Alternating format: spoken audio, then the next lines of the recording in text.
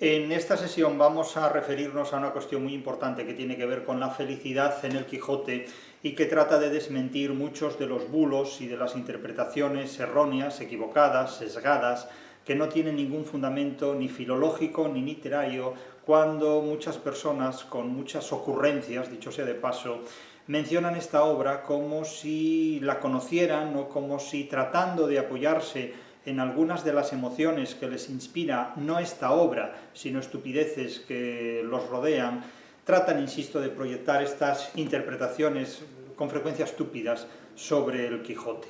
Digo esto porque aquí vamos a desmentir el sentido que con frecuencia se atribuye al término felicidad, cuando este sustantivo, felicidad, sus adjetivos, feliz, o sus adverbios, felizmente, aparecen en el Quijote de Cervantes. Para ello ya advierto que recomiendo ante todo, si ustedes quieren tener un conocimiento de lo que es el Quijote, recomiendo la obra Anatomía del Quijote. En este libro encontrarán una explicación esencialmente de los componentes, de las ideas y de las concepciones más originales que Cervantes presenta en el Quijote. Anatomía del Quijote es un libro donde se puede conocer cuál es el conjunto de las aportaciones más importantes de Cervantes a la literatura y que naturalmente puede compaginarse con la lectura de la novela cervantina. Ustedes pueden leer el Quijote y si quieren como guía, como una lectura que hace más comprensible la lectura de Cervantes, esta obra Anatomía del Quijote. Aquí tienen todo lo que realmente es necesario saber en el siglo XXI acerca del Quijote de Cervantes y no requiere conocimientos previos, es una guía de lectura cervantina. En este contexto yo les voy a desmitificar una serie de cuestiones que se han atribuido a la felicidad en el Quijote de forma completamente, diríamos, completamente fraudulenta. Y por si, además del Quijote o al margen del Quijote, quieren ocuparse de las novelas ejemplares de Cervantes, ya les digo que las novelas ejemplares de Cervantes son obras mucho más breves, son 12 cuentos largos o 12 novelas breves, donde Cervantes expone sus concepciones acerca de lo que es básicamente la convivencia humana.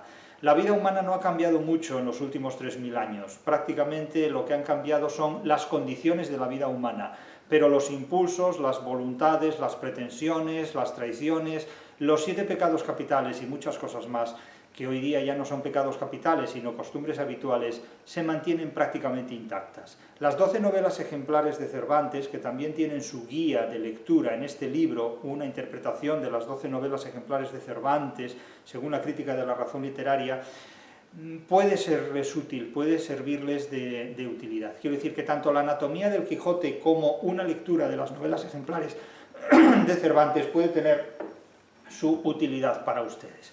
Sí quiero insistir que toda esta interpretación de la felicidad en el Quijote, llevada a cabo sobre todo por personas ocurrentes que se acuerdan de la literatura simplemente como un principio de autoridad para tratar de divulgar filosofías, religiones o ideologías que nada tienen que ver con la literatura y que además son incompatibles con las exigencias de la literatura, requieren un conocimiento de la obra cervantina que no es tampoco especialmente ambicioso o exigente, pero que es imprescindible para no perdernos en este tipo de lucubraciones.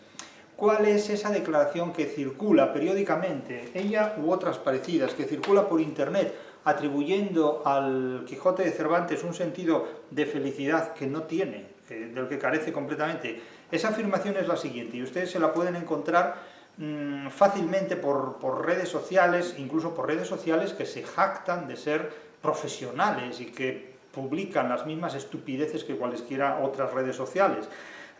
Dice esta falsa cita atribuida a Cervantes y puesta en boca de Don Quijote en la novela que lleva su nombre, que no existe, Cervantes nunca escribió esto. Dice: el ser humano se esclaviza por el lujo y las vanidades, persiguiendo riquezas, como si en ellas encontrara la dicha. Mas no advierte que cuanto más tiene, más teme perderlo, y en esa angustia se le escapa la verdadera felicidad.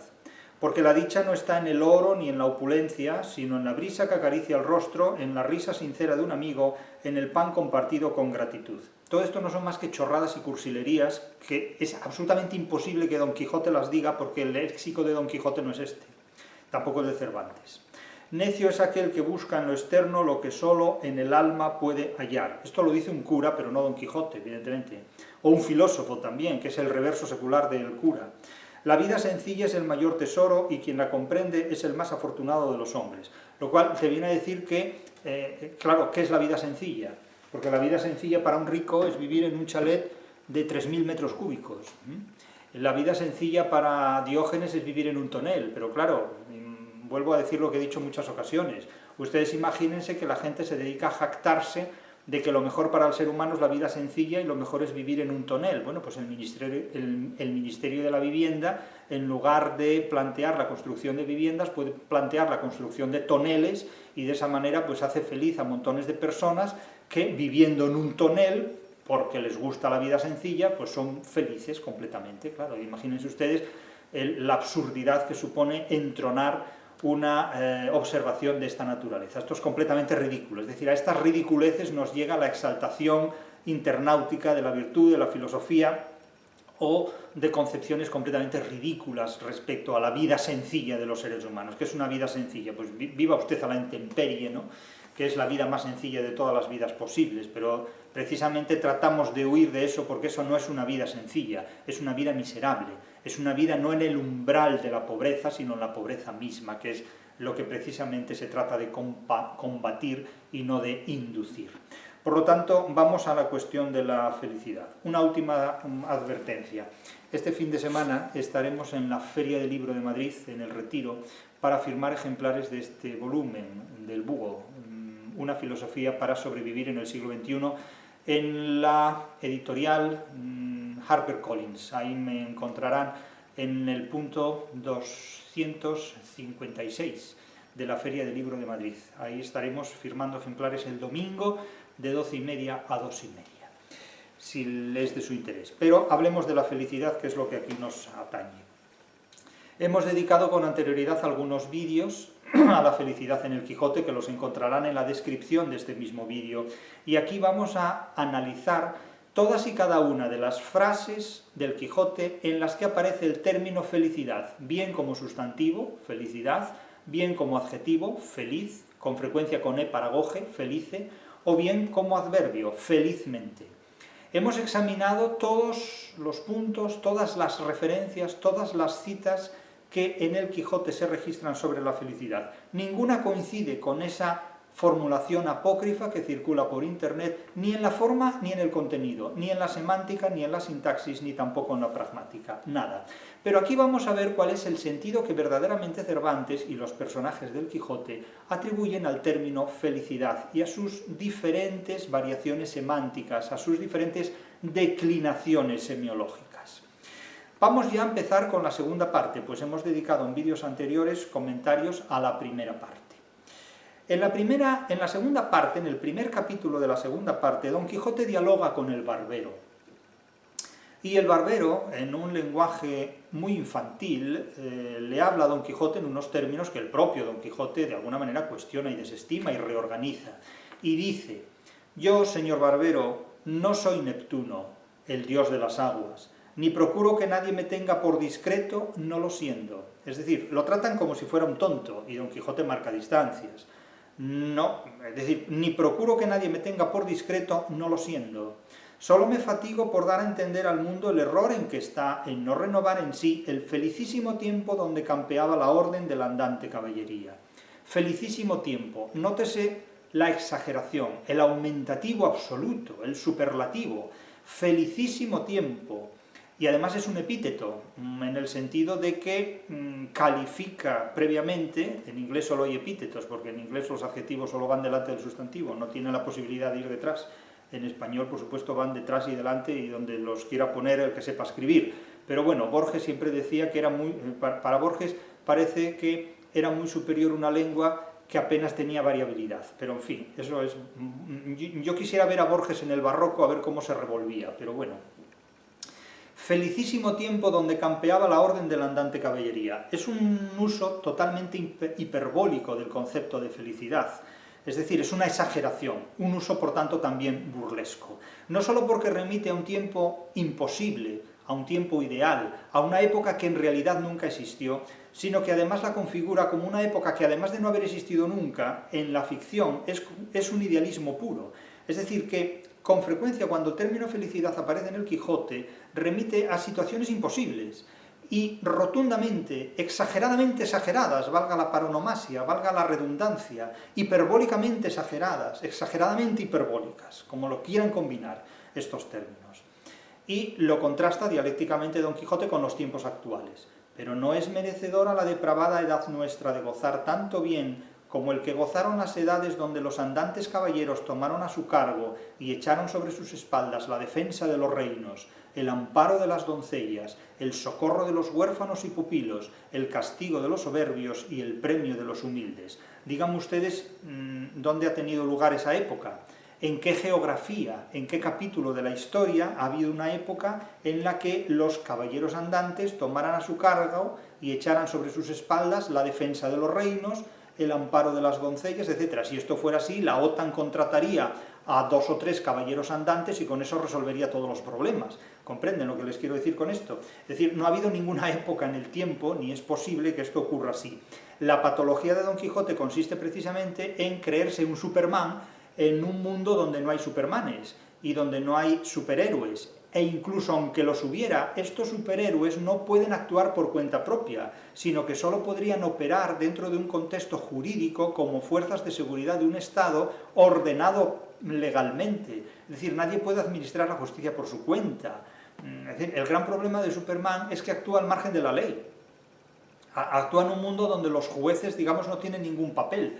Lo mismo les ocurre a los caballeros andantes, tal como los plantean los libros de caballerías y los asume el propio Don Quijote. Es decir, actúan en un mundo donde no hay ordenamiento jurídico, donde un fulano contrata o implora los servicios de un caballero andante y éste actúa por pura y exclusiva iniciativa, considerando que su sentido de la justicia, su sentido de la riqueza, su sentido de la distribución es el correcto. Pero esto, en realidad, no tiene ningún fundamento. Esto es una atribución de supermoralismo, es decir, de supremacía moral, en definitiva, no tiene ningún fundamento. Y para dejar claro que no tiene ningún fundamento, el propio narrador del Quijote pone en boca de estos personajes términos totalmente hiperbólicos como felicísimo tiempo. Este felicísimo tiempo es un tiempo irreal, es un tiempo imposible. A los idealistas no se les pueden dar puestos de responsabilidad porque no saben de qué hablan, no están en contacto con la realidad. Nadie que no esté en contacto con la realidad puede asumir un puesto de responsabilidad. Imagínense ustedes que en una empresa el director ejecutivo fuera un idealista, fuera alguien que no tiene contacto con la realidad, no conocería ni al público al que tiene que vender sus productos. Imagínense ustedes que a un ingeniero naval le encargan el diseño ideal de un barco, y claro, si no está en contacto con el mar y con la realidad, no sabe qué demonios está diseñando, por lo tanto no sabe qué diseña, no sabe qué hace. No tiene sentido, es decir, es un concepto completamente hiperbólico, grotesco y ridículo el que en el Quijote se hace del término felicidad. En el capítulo 5 de la segunda parte se presenta a Sancho Panza hablando con su mujer Teresa Panza, y el título del capítulo utiliza con frecuencia, una vez más, el adjetivo felice, con paragoge, feliz, felice, de la discreta y graciosa plática que pasó entre Sancho Panza y su mujer Teresa Panza, y otros sucesos dignos de felice recordación. Aquí de nuevo se utiliza el adjetivo derivado de felicidad, de feliz recordación, para calificar como graciosas, simpáticas, gustosas, gratas, gratificantes, agradables, determinados hechos, determinadas acciones, determinadas conversaciones, pláticas en este caso, graciosa plática que hubo entre Sancho Panza y su mujer cuando Sancho Panza se despunta de hombre culto, conocedor, dándose importancia delante de su mujer como si él hubiera empezado a estudiar ayer alemán y empieza a pronunciar algunas palabras en lengua extranjera delante de alguien que no sabe qué significan esas palabras. Es una manera de darse fuste cuando en realidad el pobre es un paspallán, en definitiva. Y la recordación es grata, es feliz porque es graciosa, pero no porque suponga una autosatisfacción personal para el que la lea, sino simplemente porque es un momento gratificante, nada más, es agradable, pero no tiene aquí la felicidad el sentido que el mundo anglosajón da a esta palabra, la felicidad como una satisfacción física resultante del mercado, resultante del consumo, nada que ver con esto. En el propio capítulo 2 de la segunda parte, en el capítulo 2 de la segunda parte, irrumpe el personaje más desagradable del Quijote, Sansón Carrasco. El personaje que se toma a Don Quijote en serio y lo derrota en las playas de Barcelona, y dice Sansón Carrasco: «Ea, señor Don Quijote mío, hermoso y bravo, antes hoy que mañana se ponga vuestra merced y su grandeza en camino, y si alguna cosa faltare para ponerle en ejecución, aquí estoy yo para suplirla con mi persona y hacienda, y si fuere necesidad servir a tu magnificencia de escudero, lo tendré a felicísima ventura». Claro, así habla Judas, así es como se expone Judas ante alguien. Cuando alguien te elogia de esta manera es porque te va a traicionar. Por eso yo he dicho siempre que el elogio y el vituperio valen lo mismo, en definitiva son las caras de Judas. En ese cuento que me he permitido escribir, en esa bagatela literaria que se titula La divisa de Judas y que pueden encontrar en internet, donde verdaderamente expreso en términos de literatura lo que yo pienso sobre lo que es un Judas, lo que es un traidor. La vida está llena de Judas, está llena de traidores, vivimos rodeados de traidores por todas partes. Es decir, si ustedes leen el teatro de Shakespeare, si ustedes ven la filmografía de la trilogía del Padrino, si ustedes simplemente viven, van al colegio, se ponen a trabajar o tratan con sus vecinos, verán que están rodeados de Judas por todos los sitios. Es decir, Judas es realmente el combustible de la historia humana, es el motor, es lo que mueve el mundo, en definitiva. La gente dice, es las dialécticas de la historia, las dialécticas de los estados, las dialécticas del estado con el imperio, la civilización y la barbarie. Nada. Judas es, en realidad, lo que mueve el mundo. Es decir, la envidia, la traición, la ambición, el venderse por dinero. Recuerden la intervención que Quevedo hace en Los sueños cuando presenta a los mercaderes. Viene a decir Quevedo, en unos términos semejantes a los que voy a reproducir aquí, con mucha menos gracia que Quevedo, evidentemente, dice Quevedo que en un momento dado sueña que está por el infierno y descubre tumulto de gente, y dice, caramba, cuánta gente hay aquí, sorprendíme de ver tanta gente en el infierno, y tan alegremente cacareando y entusiasmada entre sí. Y dice, bueno, tanta alegría en el infierno, pregunta Quevedo, y le pregunté quiénes eran, y dijeronme que eran mercaderes. Sorprendióme tanta alegría, dice Quevedo, insiste de nuevo, sorprendióme tanta alegría en el infierno, incluso entre mercaderes. Supe después que iban todos siguiendo a Judas. Viene a decir esto, es decir, que Quevedo considera que Judas es el patrón de los mercaderes, es el patrón de lo que hoy llamaríamos los enemigos del comercio, según Quevedo, según Quevedo. Yo no suscribo esto, yo les digo lo que piensa Quevedo. No soy aquí alguien que ratifique en este punto el pensamiento de Quevedo, ni mucho menos. Pero la idea que Quevedo tiene del comercio es la idea que tiene de alguien que vende a su padre, a su madre, a su jefe, a quien tenga que vender, incluso a Cristo, en definitiva, ¿no? Es lo que dice, ¿no? Sorprendíme de ver tanta gente alegre en el infierno, dijéronme que eran mercaderes y que iban todos ellos tras Judas, iban con Judas, en definitiva, o sea, iba Judas delante y ellos detrás entusiasmados de seguir sus pasos, en definitiva. Entonces, el caso de Sansón Carrasco es alguien que vende a Don Quijote completamente, vende a Don Quijote y es el que destruye, de hecho, las iniciativas de Don Quijote, es el que lo vence y que lo recluye en su aldea, supuestamente por su propio bien, por el bien de su salud. Imagínense cuántos Sansones Carrascos tenemos hoy gestionando nuestras vidas, en definitiva, ¿no? Y el término que aquí aparece de la felicidad de la que se habla, evidentemente, y lo tendré a felicísima ventura, es lo tendré a dichosa suerte, es decir, tendré una suerte excelente, una suerte maravillosa. Todas las intervenciones de Sansón Carrasco se resuelven en una hiperoge, es decir, en una adulación hiperbólica, exagerada, que precisamente por ser hiperbólica y exagerada está totalmente desautorizada, es una burla. Una hiperoge, con H y con J, una hiperoge es un elogio hiperbólico y por tanto burlesco. Es como si le dice a alguien, usted es el mejor profesor del mundo, es un profesor fantástico, es lo mejor que yo he tenido de profesor en la vida, y tal y cual. Y entonces eso ya apesta, ya directamente. Cuando alguien se pone en ese plan pegajoso y carameloso y melífero y melindrífero, como diría Lope de Vega, melindrífero, cuando alguien se pone en plan melindrífero. Por cierto, melindrífera es una palabra que no está registrada en el diccionario de la Real Academia de la Lengua Española, esa misma que rechazó a Luis Alberto de Cuenca. No saben lo que es melindrífero, pero bueno, ni falta que hace que lo sepan. El caso es que cuando alguien se expresa en términos melindríferos, les regalo la palabra que no es mía, sino de Lope de Vega, melindríferos, babosamente melosos, lameculeros, para entendernos, ¿no? Incurre en una hiperoge.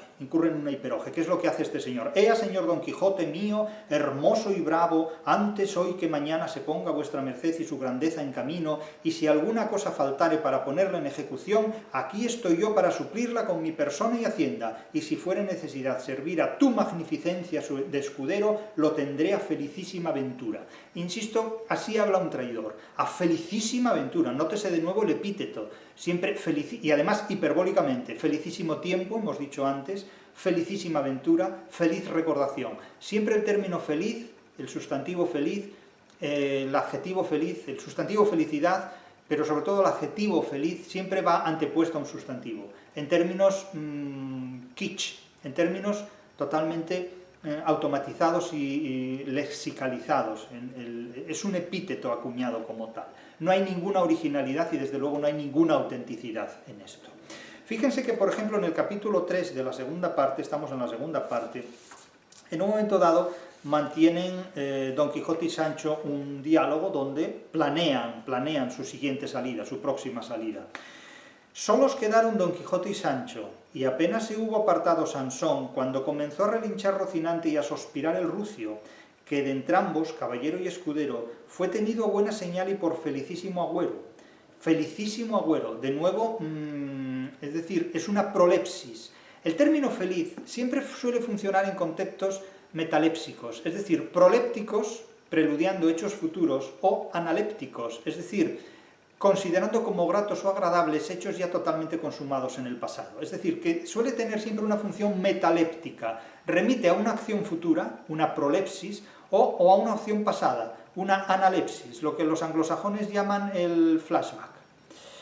Felicísimo agüero, aunque, si se ha de contar la verdad, más fueron los suspiros y rebuznos del rucio que los relinchos del rocín, de donde coligió Sancho que su ventura había de sobrepujar y ponerse encima de la de su señor, fundándose no sé si en astrología judiciaria que él sabía, puesto que la historia no lo declara. Esto ya son de nuevo chistes del narrador que se permite vacilar al lector. Solo le oyeron decir que cuando tropezaba o caía se holgara no haber salido de casa, porque del tropezar o caer no se sacaba otra cosa sino el zapato roto o las costillas quebradas. Y aunque tonto, no andaba en esto muy fuera de camino. En realidad el narrador llama tonto a Sancho Panza cuando Sancho Panza de tonto no tiene absolutamente nada. Esto ya lo hemos comentado en otros vídeos y en otras lecciones y hemos apelado a ello aquí en la anatomía del Quijote. Aquí hablamos de Sancho Panza como Sancho Panza es el único personaje respecto al cual el psicoanálisis no puede hacer absolutamente nada. Es el único personaje de la literatura universal que es invulnerable al psicoanálisis.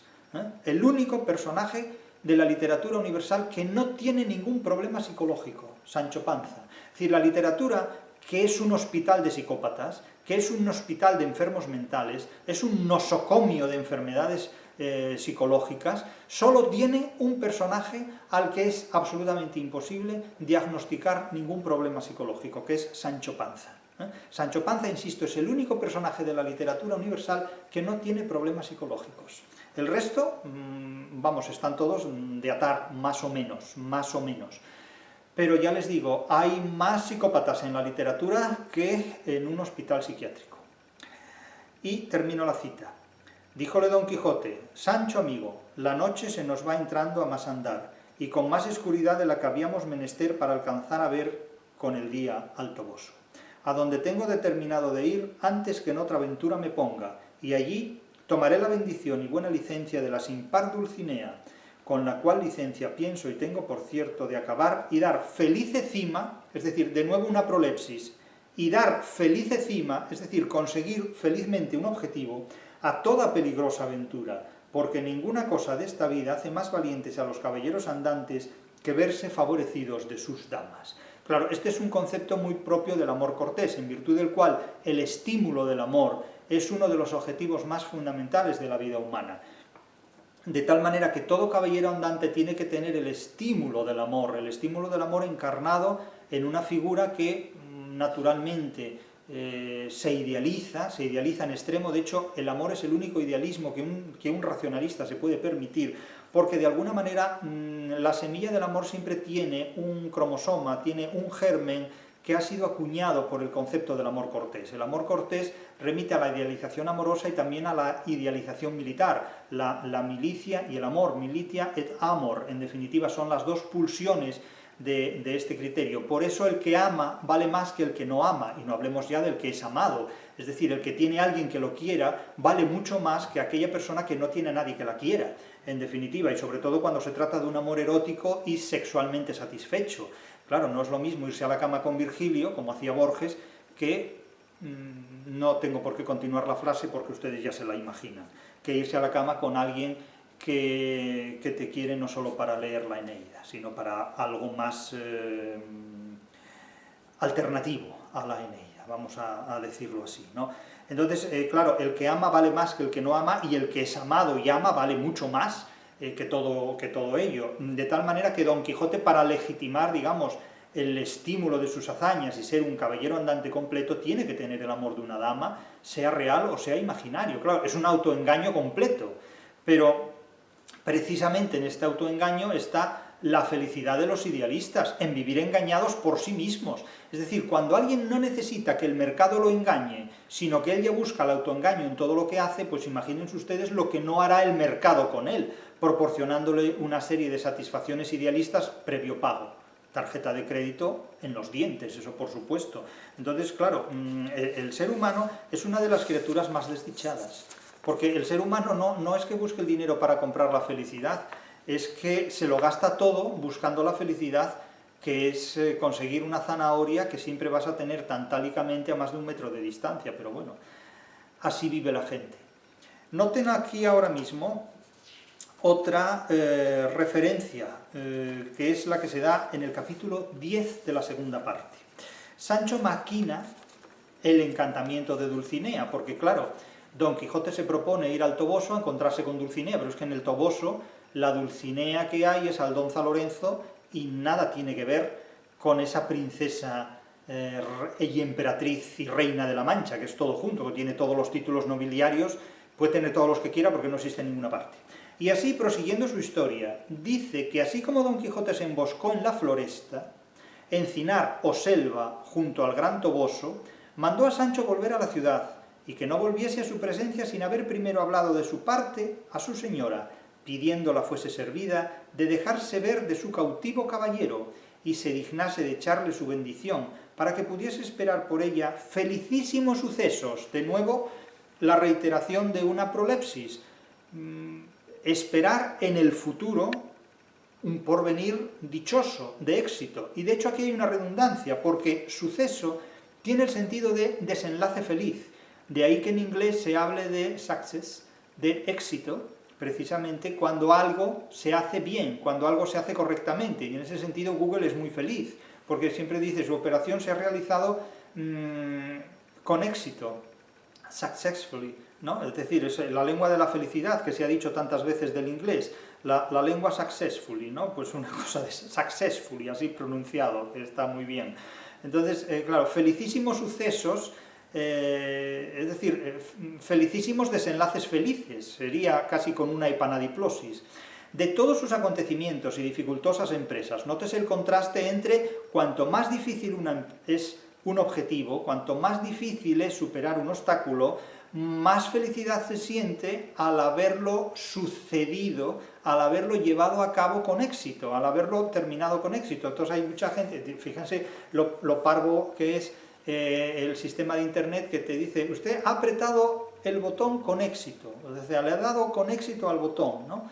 Usted se ha hecho tal cosa con éxito, vamos a decirlo así, ¿no? Entonces, claro, no deja de ser curioso esto, ¿no? Usted ha conseguido hacer la O con el canuto con éxito, enhorabuena, es usted ya graduado en la universidad de lo que sea, ¿no? De la universidad de Disneylandia o de la universidad de lo que quieran ustedes llamarle. Entonces, claro, se premia la O con el canuto, ¿no? Ha logrado hacer 4 O's con 4 canutos, diferentes además, cada canuto, porque claro, hacer la misma O con el mismo, diferentes O's con el mismo canuto no deja de ser un conjunto de operaciones distributivas, pero claro, hacerla con un canuto diferente es una atribución distinta, ¿no? Entonces tiene su mérito esto.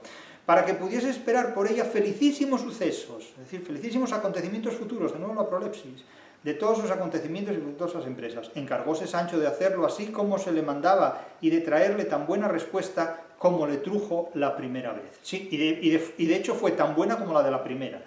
Bien, nótese que en el capítulo siguiente, en el 11, vuelve de nuevo a citarse un atributo de felicidad, y se dice: volvió las riendas luego, Sancho fue a tomar su rucio. La muerte, con todo su escuadrón volante, volvieron a su carreta y prosiguieron su viaje.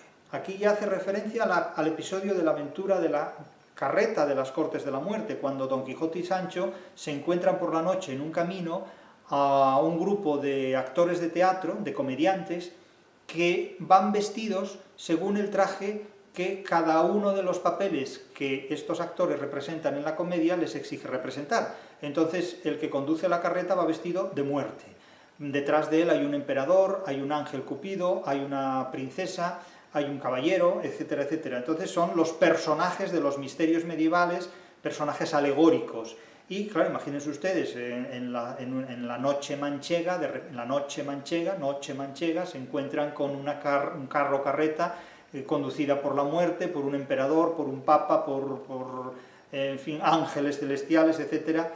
Y claro, Don Quijote no tiene que inventarse las apariencias porque tiene la realidad disfrazada de apariencia. Es cuando irrumpe con la célebre frase: menester es tocar las apariencias con la mano para dar lugar al desengaño. Claro, sorprende que después de haber construido todo en el siglo de oro destinado a desmitificar el engaño, resulta que Alemania se levanta con el idealismo de una filosofía incompatible con la realidad. Es decir, que si después de la obra de Cervantes y de la obra de Quevedo el idealismo alemán fue capaz de construir una filosofía incompatible con el mundo para gestionar no el desengaño, sino el engaño de la edad contemporánea, ya me dirán ustedes a qué tipo de recursos humanos se enfrentó una sociedad como la sociedad de la Ilustración. Pues a lo peor de la historia, a la sociedad con recursos humanos menos inteligentes de la historia, porque los más inteligentes estaban en el siglo de oro, donde al ser humano no se le engañaba con apariencias. El idealismo alemán es precisamente el engaño con apariencias, y en eso vivimos hasta las gafas de Google.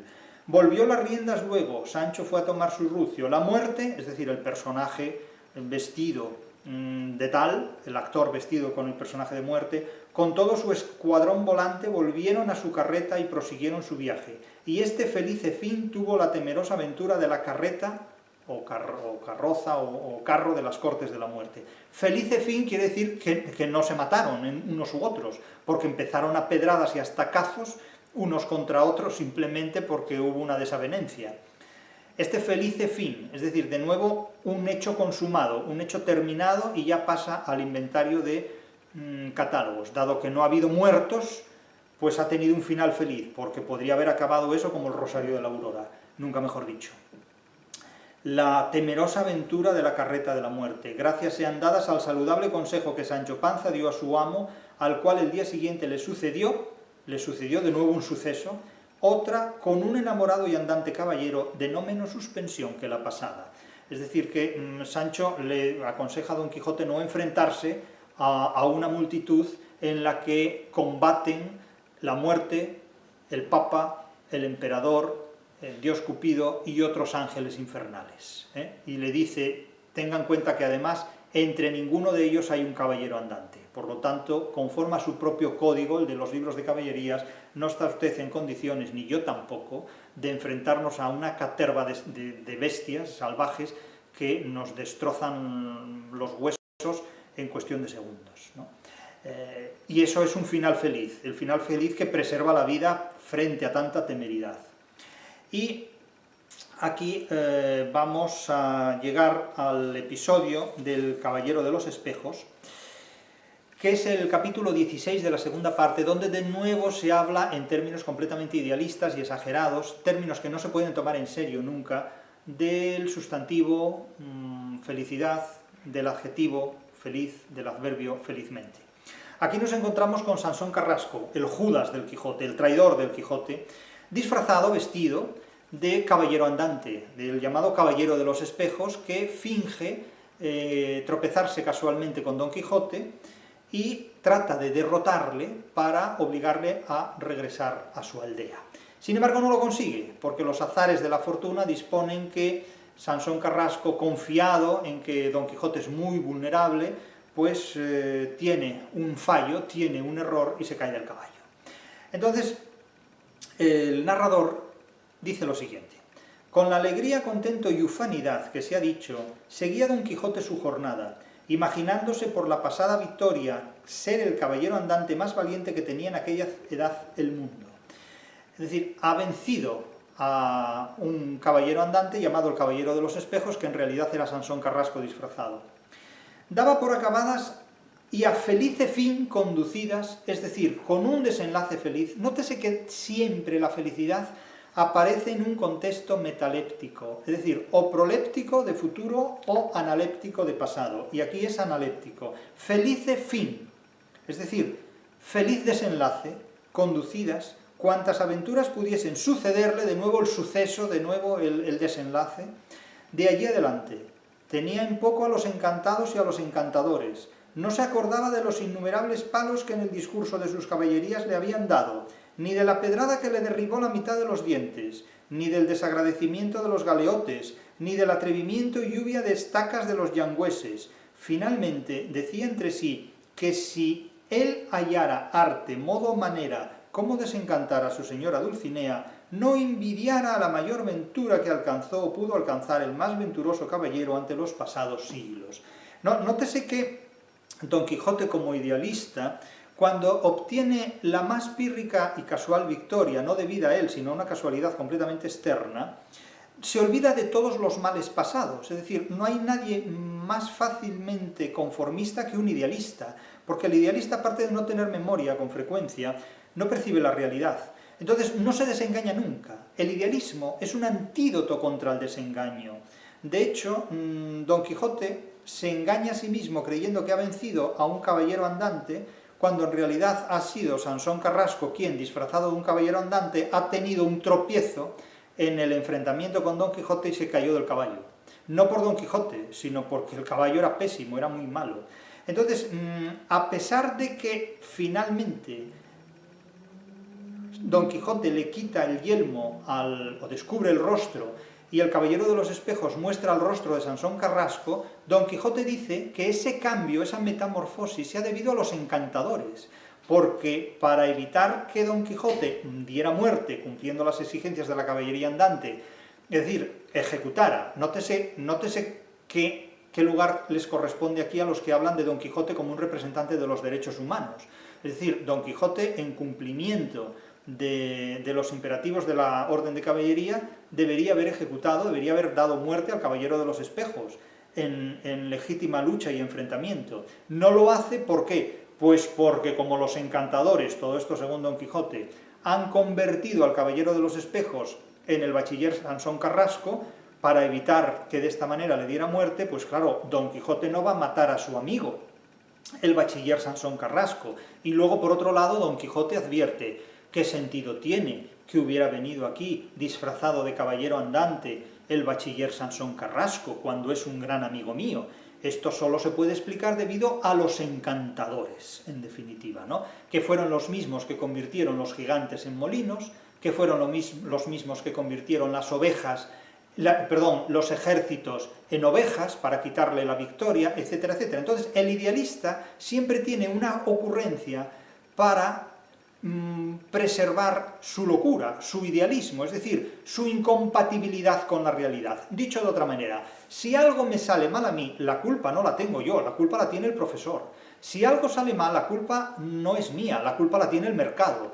Si algo sale mal, la culpa no es mía, la culpa la tiene mi jefe. Y si yo no soy feliz, la culpa la tiene mi psiquiatra. Porque evidentemente todo lo que está en el mundo está organizado para que yo sea feliz. Por lo tanto, si yo no soy feliz, la culpa la tiene mi padre, o mi madre, o mi psiquiatra, o mi profesor, o mi jefe, o mi vecino, o María Santísima, pero yo no la tengo nunca. Es decir, el objetivo fundamental del idealismo consiste en echar la culpa a los demás, de lo mal que va todo, absolutamente, ¿no? Empezando por esto, el Estado, por supuesto, y cuando se dice así nos va, es que somos esto, somos aquello y somos lo otro, así nos va. Bueno, yo no veo que nos vaya nada mal, porque yo veo que hay un montón de gente que no da un palo al agua y vive como Dios, y luego hay otra gente que trabaja muchísimo para mantener a los que no trabajan, y así podríamos estar hablando hasta el final de los tiempos, diciendo esto y lo contrario, pero entre tanto, el mundo sigue. Unos se mueren de hambre, otros se mueren en guerras, otros están masacrados constantemente, los debates siguen, pero el problema no se resuelve. Todo Dios trabaja aquí para evitar la pobreza del mundo, pero cada día hay más pobres y los pobres cada vez son más intensamente pobres, ciertamente. Entonces